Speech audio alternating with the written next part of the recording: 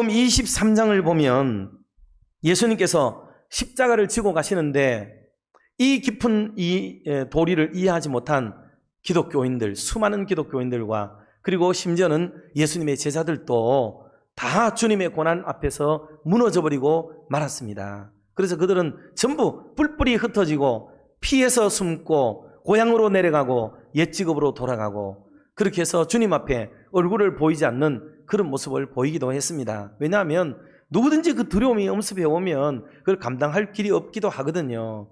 나중에 부활의 영으로 그들이 가득 찼기 때문에 다시 일어날 소망을 얻었지 우선은 이것을 피하고 보겠다는 마음으로 뿔뿔이 흩어지고 말아요. 그런데 그 가운데도 그 주님의 십자가 뒤를 묵묵히 따라가는 사람들이 있었다고 성경은 얘기해요. 예수님 뒤에는 가슴을 치며 슬피 우는 여자들의 큰 무리가 따라왔다라고 성경은 말씀을 하고 있습니다. 남자들은 없어요. 남자들은 없어요. 성경이 이 모습을 우리에게 보여주는 이유가 뭐겠습니까?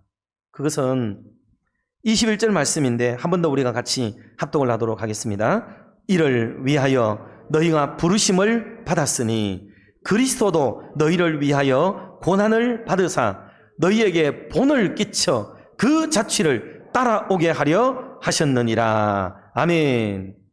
우리가 예수를 믿으면 우리는 그렇게 생각하잖아요.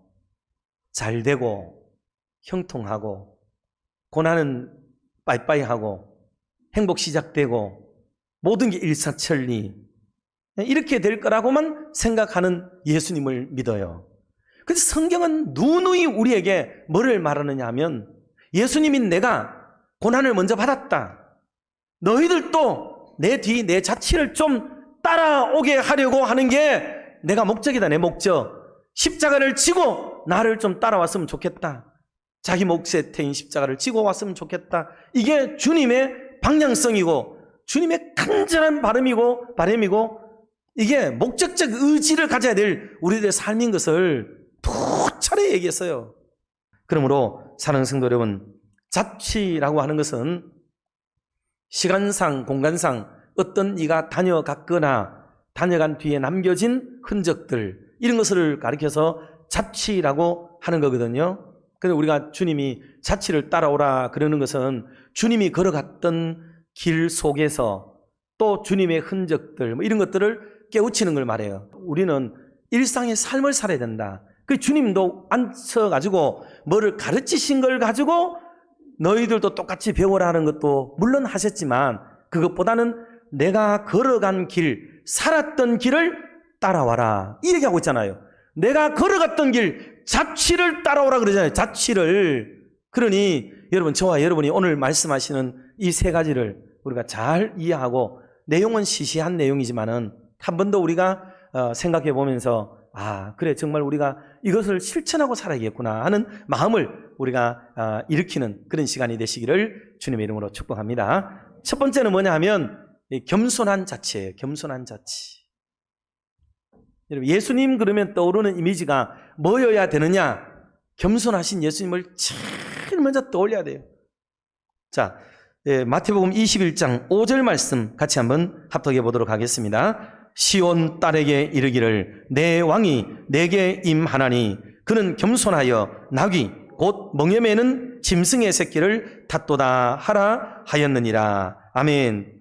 예수님은 이때 당시 수많은 사람의 입에서 오르내리기를 이스라엘의 임금이다, 유대 임금이다 그랬단 말이에요. 그런데 실제로 임금이 올라오는 꼬락서니를 보니까 나귀 새끼 하나 타고 사람들이 길에 옷이나 깔고 종려나무나 꺾어가지고 흔들고 참 초라하고 궁색맞고 그리고 부끄러운 행색으로 올라오더라라는 얘기예요.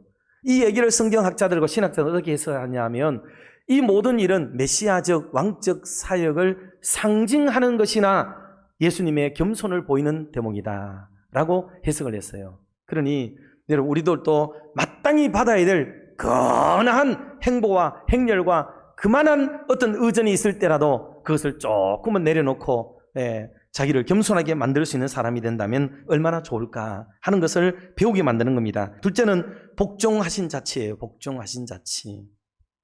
자, 빌립보서 2장 6절과 8절 말씀을 한번 같이 합독합시다. 그는 근본 하나님의 본체시나 하나님과 동등됨을 취할 것으로 여기지 아니하시고 오히려 자기를 비워 종의 형체를 가지사 사람들과 같이 되셨고 사람의 모양으로 나타나사 자기를 낮추시고 죽기까지 복종하셨으니 곧 십자가에 죽으심이라. 아멘.